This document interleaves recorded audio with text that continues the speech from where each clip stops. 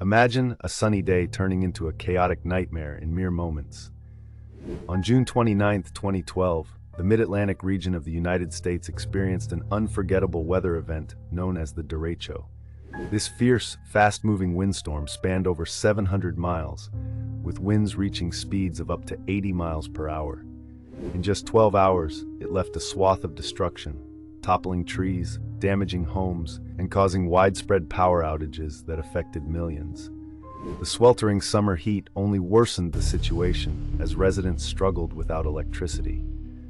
Emergency services were stretched thin, and the community faced immense challenges in the aftermath. Few could have predicted the sudden fury of the derecho, making it a stark reminder of nature's unpredictable power.